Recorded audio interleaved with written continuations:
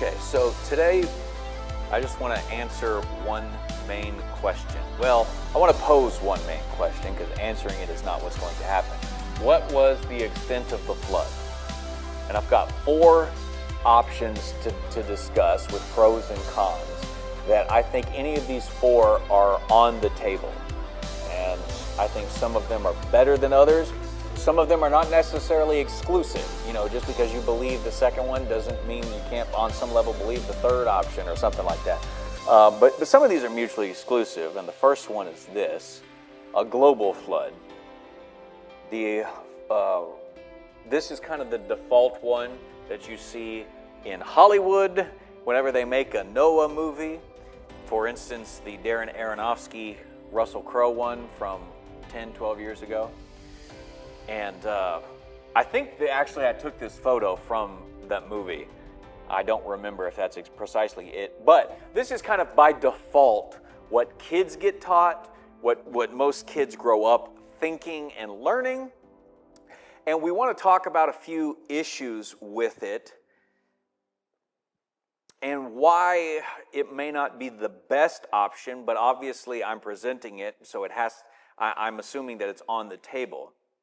Now, when we read the story last week, so we need to think about the last week, the English translations will say that the flood waters covered the mountains up to about 23 feet, 22 and a half, 23 feet. So are we assuming that the Bible is telling us the entire planet had a water rising 17,023 feet, because it's saying 23 feet above the Ararat Mountains. Those are about 17,000 feet at their highest point. So when it comes to the global flood idea, pros and cons, pro, it takes the text at face value. Con, it takes the text at face value. And so when I originally did these slides and stuff, they were actually last week's and tonight's lessons were one big lesson, so we just have to remember and review some of the things for last week, and I'll come to it as we go through it. So if the text is read so that the mountains are submerged under 23 feet of water, the cubic feet of water necessary to cover all the mountains would require 630 million cubic miles of additional water than exist on the planet, weighing 3 quintillion tons. The oceans would have to triple in volume in 150 days and then re-shrink to their normal size. As oceans are already the lowest elevated place on the planet, there would be nowhere for 630 million cubic miles of additional water to drain. I never thought about drainage. Yes. I was saying, what if a big meteor hit the ocean? So I don't know. I'm back to literarily versus literally. and we will obviously come back to that as we discuss it through. So this is trying to read it, especially in English, in the most literal sense possible. Now, if you remember, I mentioned that this part up here, submerged 23 feet, that you can translate that so that it's actually 23 feet of the mountains are submerged, not 23 feet above the mountains. Because the word for cover in Hebrew doesn't have to mean submerged. It can just mean it literally covered 23 feet, not 23 feet above, which is how like the NIV that we read it from translates it. 23 feet above the mountains were covered, which is what this idea of the global flood is trying to reckon with. And you have to reckon with these things. If you're going to make the claim that it was a global flood and that it covered the mountains as literally as possible of what the text that we read last week is saying, then the math doesn't add up for the actual watery material on Earth. Now, Jeff, you just mentioned the tsunami. A meteor hitting the Earth and causing a tsunami or anything like that would cause a tsunami, tectonic plates in the ocean. I will say there's nothing. They know what tsunamis are in the ancient world.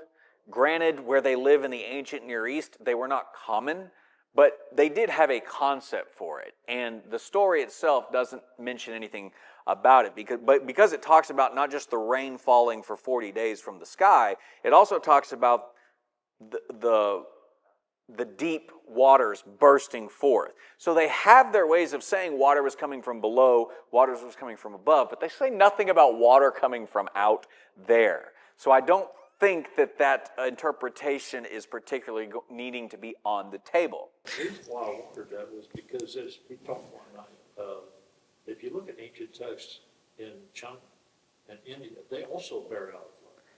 Yes, lots of, in fact, most cultures that go back 5,000-ish years are going to reference some flood in their history going back further than about 5,000 years. So they do mention it. Most, if not all, ancient cultures had some semblance of it. But they're all different, and they're all in scope. Actually, probably should be part of the equation. I'll come back to them when we get to some of the later discussions here. So, That's a great question. Okay. Pass off math. Does that take into consideration all the math there that they felt the Earth was flat? this, no. Because one of the downsides of this interpretation is that it doesn't take in ancient cosmology, which we've spent time actually talking about. Not that I necessarily need to, but just to go back to the slide here, that their perception of the world being flat does not take this into account at all. And so most of the time when you're reading somebody talk about a global flood, it's like, yes, but the ancients didn't have a concept of what a globe was. And we will also circle back to that idea as we go through these. So I'm just taking this one as just showing you kind of, if you interpret it in the most literal way possible, you're running into certain problems. Now, they may not be problems in the text, but they are problems in reality, and that's just as bad, but for different reasons. So that's one of them. There's not enough water on the planet. There might not even be enough water in the solar system, let alone on planet Earth, to actually flood the world to the extent that the global flood belief would actually have to argue for. If the ark ran aground on a still submerged summit of Mount Ararat on the 17th day of the 7th month, and the tops of the mountains were visible on the first day of the 10th month, the waters receded only 15 feet in 75 days. Yet it would have had to recede 17,000 feet over the next 75 days because the first day of the first month the earth was dry. So that doesn't seem very likely. Again, if you watched last week's lesson along with this one and you broke down the timetable, 150 days and 7 days here and all that stuff, and the 17,000 feet of Mount Ararat and everything, you're just coming to some absurd conclusions. And I don't think that there's any need to look at it like this. One, because it doesn't necessarily have to say that the mountains were covered 23 feet over the tops of the mountains. But also because what we talked about last week, when it says the tops of the mountains were visible, we talked about where they're in the ark. They can look out of the ark because of about 18 inches of a window that they built in here. But they can't stick their head out and look up. So I don't think that they're looking up at the tops of Mount Ararat necessarily, but if they're pushed up 23 feet to Mount Ararat, they're looking out at the basin, the plain that they floated north from. And so they're seeing the tops of the mountains out there. And besides that, the Hebrew word for mountain is often the same word for hills. And so it's hard to say if you're looking out over a big basin and plain, do they mean what we would think of as mountains, or do they just mean the big hills started becoming visible? It's hard to say. And you've got interpretive options for which it could be when they say the tops of the mountains. Did they build it at the base of Ararat, so they just went up? No,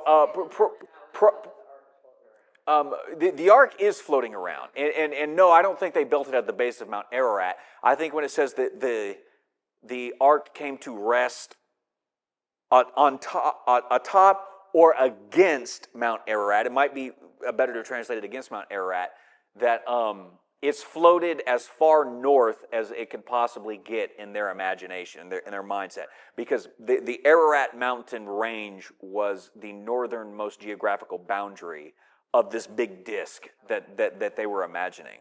So I don't think I don't picture the ark as floating at the tops of the mountains, but against the mountains, and I imagine them looking out, because things just don't line up between the amount of water and the time it takes for the water to recede. These things just don't add up. But even after the water's gone, the notion of the dove doesn't make much sense. So the dove flew down into the valley to get an olive leaf in 8:11, which only grows at low elevations. Olive leaves or branches and stuff only grow down low.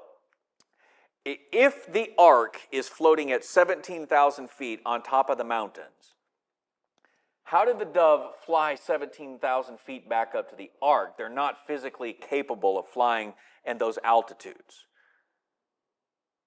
It doesn't need to be interpreted that way as a global flood for lots of different reasons, where the cosmic mountains of 17,000 feet that nobody in the ancient world could climb because they didn't have climbing gear, it just doesn't need to be interpreted that way for translational reasons, for story reasons, for scientific reasons.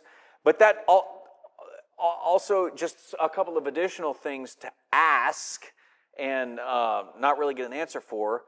How can there still be freshwater lakes and seas if salt water had mixed with these bodies of water? How did freshwater and saltwater fish survive in a global flood? How would animals found only in Australia today have gotten to that continent? And this is just a sampling to give you things to think about, so that a global flood does not really compute.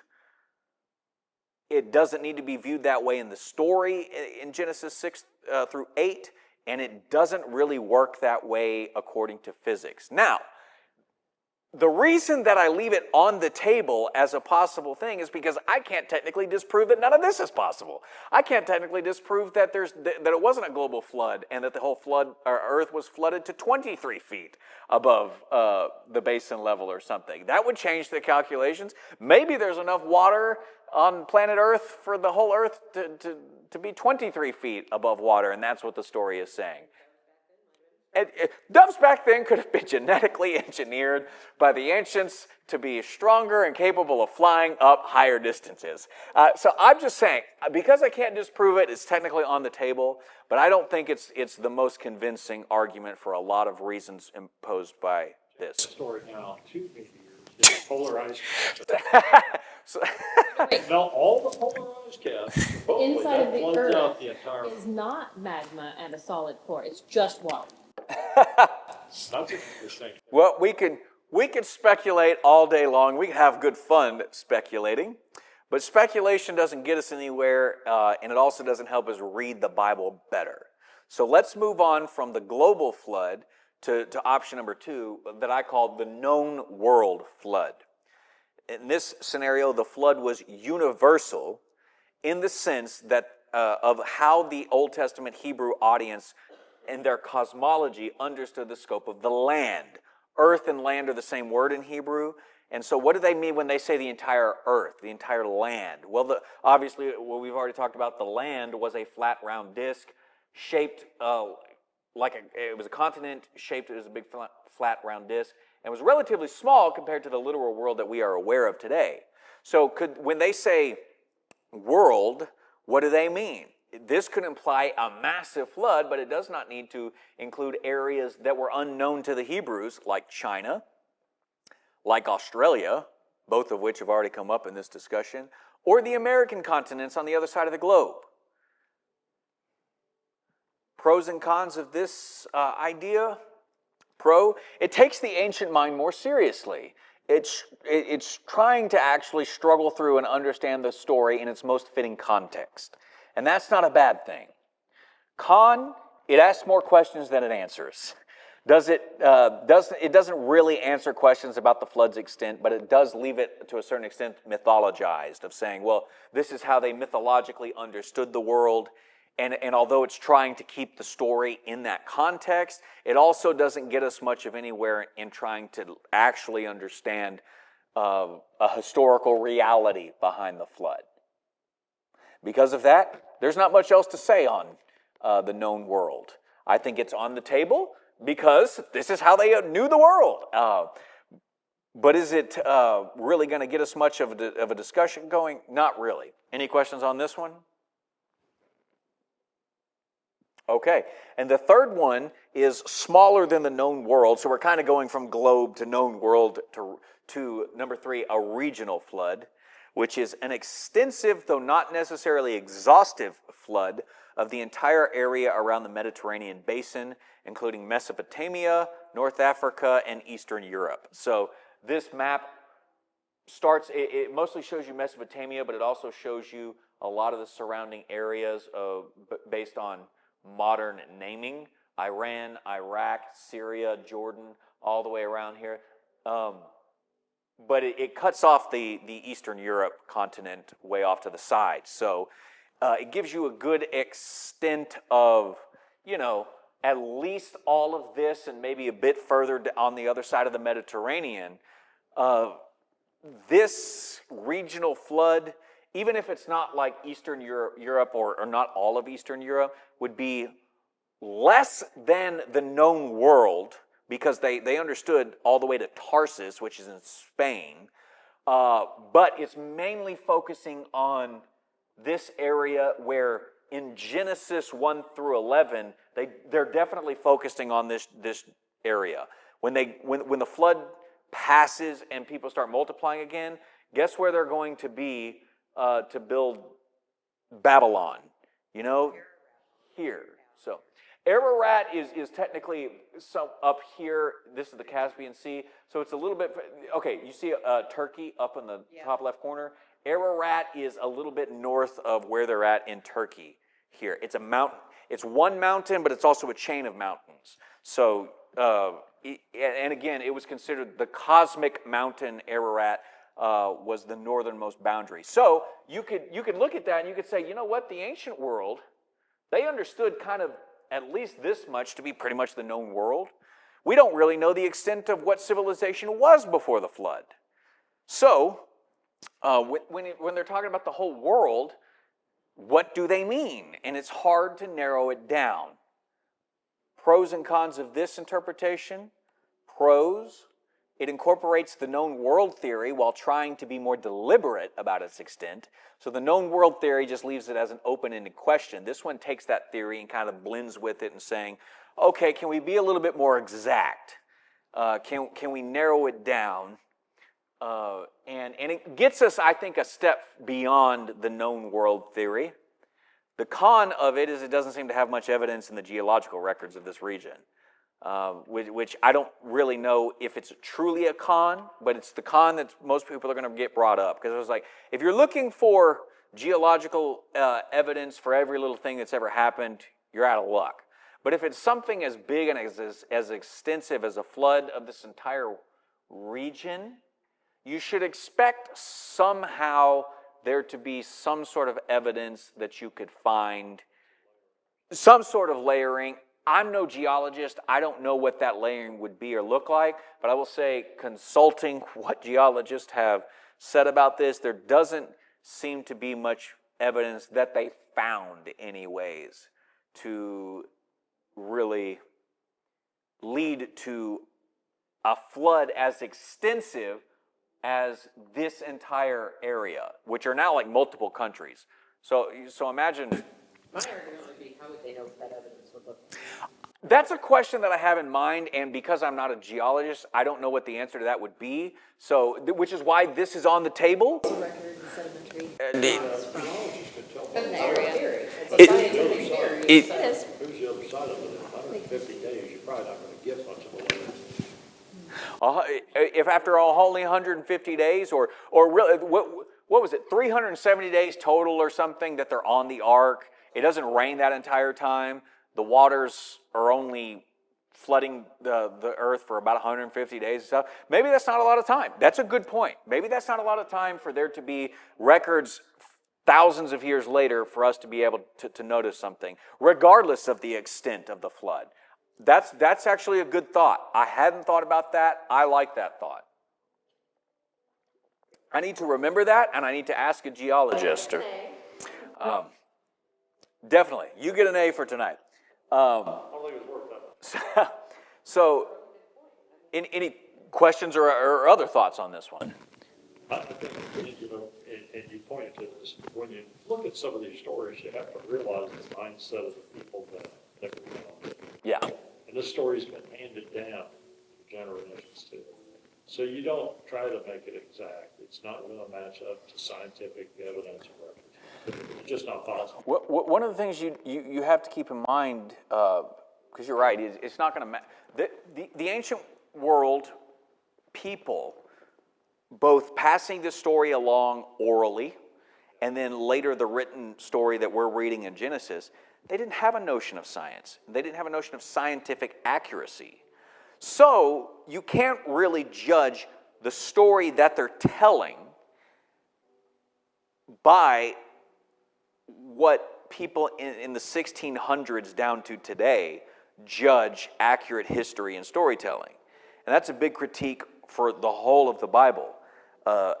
As I mentioned before, Genesis 1 through 11 is like prehistory, before historical records were really written down and kept society to society. So even the Hebrews in the story that they're telling are trying to do the best that they can, and it's hard to understand their meaning. In fact, it might be impossible. I don't know. So as we move from the regional flood, the last and final option on the table here is the local flood. A flood in which several towns along the Mesopotamian rivers, like the Euphrates and the Tigris, flooded, and the area all the way down to the Persian Gulf down here. So you're talking mostly Mesopotamia. These two main flowing rivers just flood, overflow, 40 days of rain, 150 and stuff, and it's really just hyperbolically, according to this interpretation, what happened here is hyperbolically described as happening across the whole world. In what way? Because this is the extent of what they understand the world to be? I don't know. But pros and cons of this are, it has the most extra biblical evidence on its side. You can find certain geological evidence, if not for this entire region, if you just narrow down to this smaller portion on the map, Mesopotamia, the land between two rivers, the Euphrates and the Tigris, you can find some more geological stuff to suggest flooding in this area going back roughly to the right time period and washing away a lot of the cultural evidence. The con is that it doesn't, as an interpretive scheme, it doesn't seem to give much credit to the biblical narratives as accurate historically. Now, a part of this is it's hard to know, again, how hyperbolic the story in Genesis is trying to be. And that brings us to the scope of this all or every language used in the story. So the scope of the biblical language of all and every thing died, and every person died and stuff, and everything with the breath of life, and it perished. It doesn't need to be planetary wide to be true. In fact, the question is, to what extent is it trying to be accurate, and which extent is it just trying to make a point that everything in society that existed till then went bye-bye? And this brings us, Angie, to what you had said before, the difference between trying to read literally and trying to read literarily. Genesis 1 through 11 are notoriously difficult to read, even literarily, because it's prehistory, and it's hard to know what was the case back then. What was the extent of what society had built up that the flood is undoing? We don't know because the stories don't tell us, and ancient records don't tell us. Very little geology tells us. So when it's talking about everything with the breath of life died, all the creation died and stuff, how literally or even how literarily do you push that language? Well, I want to give you a couple of examples from the Old Testament in particular that do the same thing. They use the all or the every language. Genesis 41:57. And all the world came to Egypt to buy grain from Joseph because the famine was severe everywhere. Did Native Americans, did Eskimos, did the Chinese make the journey all the way to Egypt? No, they did not. Yes, because because they don't understand the world to be this. This is our understanding of the world, and yes, it is more exact. So when Genesis is saying all the world came to Egypt, they're not including anything over there because they don't know it. They're not including anything over here because they don't know it. Their world is right in here. And when they mean all the world from this area that could make the journey to Egypt had to go to Egypt to some extent to get food for 7 years. But it doesn't mean that there was no food growing anywhere else in the world. It just meant that the famine was so extensive that the extent of Egypt's control and food naturally grew in this area, in this region. Deuteronomy 2:25 says, "This very day I will begin to put terror and fear of you on all the nations under heaven. They will hear reports of you and will tremble and be in anguish because of you." So you consider what all the nations under heaven are here, and then read back in Genesis 7:19 where it says everything under heaven died. Well, okay, all the nations under heaven are not all the creatures, all the nations at the extent, so maybe all the living creatures in Genesis 7:19 that died need not be every living thing. Even though it says every living thing with the breath of life in it died. It's like, yeah, but we all know that is it trying to be hyperbolic, or is it just how the Hebrew language just naturally is working in the storytelling? It seems like both could be the case. In both Deuteronomy 2:25 and Genesis 7:19, the phrases is used the same way in both passages. Not planetary-wide, because they have no concept of a planet, but more in the sense of as far as the eye can see, or as far as humans can experience and understand from this particular place in this particular time. Everything that the light touches is our kingdom. Everything that you can see. And because that's always the perspective in the Bible. From where these people are at, the lives that they're living, from the things that they can look around and see, their language is describing that. And so the all in every language is saying, as far as I have traveled 50 miles in any direction in my entire life, everything within that region died or something, you know? And for those that traveled beyond that, take for instance Sargon in the ancient world, an Akkadian emperor king of the Mesopotamian region. Look at how he uses the language. Akkadian text that names the land of the known world one by one concludes that Sargon, king of the universe, conquered the totality of the land under heaven. And yet, when we look at it, at just a basic map, you can see plenty of land that he did not conquer. So a possible hyperbolic exaggeration is to say, look how, like we talked about before, polemic. Look how great Sargon is, or less polemical. It could be polemic in the Genesis accounts, but it could also be, I'm blanking on the word, deliberately political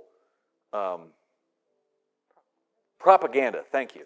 It is deliberate propaganda. In Sargon's case, that he knows he's not literally conquering the world, but it's propaganda to prop up Sargon as king of the universe. So how else would you describe it? King of the universe. He's conquered all the land under heaven. If the polemic is to say, you guys did bad, so God destroyed the world, the propagandic way of writing the story is to say that Yahweh wiped out all life. Yahweh is the sole king ruler of heaven, and he opened up those floodgates, and he opened up the gates of the great deep, and he let it all out, and he destroyed everything that you guys built by shacking up with them gods, you humans, and creating the Nephilim and stuff, by turning away from him and building a society without him. He destroyed everything that you've built. And it's religious propaganda on Yahweh's side, and it is polemic against the stories of the gods creating societies of the ancient world being a good thing. So you keep those in mind, going back to when we started in Genesis 6 with the prologue stuff, which was that before the holidays? I don't even remember when it was, but it's like if you keep the context of Genesis 6, 1 through 8, and the polemic and the propaganda in context, you have to, you at least have to deal with those problems, and the extent of the flood is at least to say it's at least to destroy that world that God judged. It doesn't have to be read overly literally. In fact, the language of all and everything dying was very rarely in the ancient world considered literal. So, John Walton, in his NIV application commentary on Genesis, says this: based on such examples, it becomes clear that it was perfectly acceptable and not at all deceptive to use the word all to encompass all those of a more regionally delineated area. Such usage does not violate biblical authority because the Bible does not intend to claim more than regional impact. So Walton's kind of landing on something along the lines of a regional flood here to a local flood, something along those lines. Just based on the use of the all things died. God destroyed everything under heaven. So, couple of conclusions. In the end, it is impossible to determine the extent of Noah's flood. We're just not going to know in this life. A planetary-wide flood seems the most unlikely due to factors involving the amount of water on Earth and the extent to which the limited authors of the text could have understood the world of that day. Any of the options of the known world, a regional flood or a local flood, or some combination of them, are all on the table as far as I can tell. It is likely impossible that we will ever know in this life, which is why God does not save people based on their understanding or belief of the extent of the flood, but on our acceptance of Jesus as the Messiah. Bottom line is, so long as your interpretation of the story takes into account the reason why God judged the world, because the sons of God procreating the Nephilim with daughters of men, and extends the flood to be large enough to destroy the whole civilization that they built, not knowing how big that civilization was, I don't care what you believe about the extent of the flood. I don't. You should not really care the extent of me or what I think about it. I don't care what you think. And if anybody out there is going to argue with you and say, well, I think it was a global flood because I read my Bible and stuff. And it's like, well, you don't read your Bible very well. And in fact, there's good reasons from the ancient world not to read it as literally as you. So I would say, I don't care about the extent of beliefs. Just don't be dumb about your beliefs. That's all I ask. Have reasons and evidence for why you read the story the way that you do, to the extent that you do, and make sure that those actually line up with how the ancients told stories and how they communicated, not based on modern ways of communicating. And you will be a lot better off, but in the end, you're just going to have to throw up your hands and saying, it's not ultimately important, and I ultimately do not know. So that's why we're not going to talk about it anymore. We're going to move on next week and actually talk about more important things like the Noahic covenant. Any final questions or thoughts? One thought I've had while we were talking about all this was the fact that it's what the story is trying to tell you that's important, not the story itself. And so what is the main what is the main point that the story is trying to tell us? Well, God came down, committed errors with human beings, and then they had to be corrected in a really hard way. Let's shift that language. Not corrected. They're not corrected. They don't get back in. They're out of the divine counsel. They have abandoned their place. They don't get back in. So they're not corrected. They're completely and utterly judged and condemned. So it's actually stronger language than just correcting them. But so what does this say about? And ultimately, this is the point. What does it actually say about God? The one that we follow, the one that we worship, that he's higher than these other gods if he can judge them. So, who should your loyalty lie with? The little gods that can come down and give you sons who are strong and build these mighty kingdoms? Or should your allegiance lie with the God who can destroy them and whatever world you build? It makes that point known too, because like you said before, 4 times was present. How many times Noah was faithful? Yes. Good. So, to me, that was part in there that kind of hits you about the story. He's specifically pointing at Noah. This is what it needs. And so the story is calling us to emulate Noah and saying, whatever comes, whatever the rest of the world is doing, man, just be faithful to the Lord, because the rest of the world can go bye-bye real quick as soon as God wants it to. But the person that follows the Lord can actually make it through the death and renewal of all creation. And that's where we'll pick it up next week.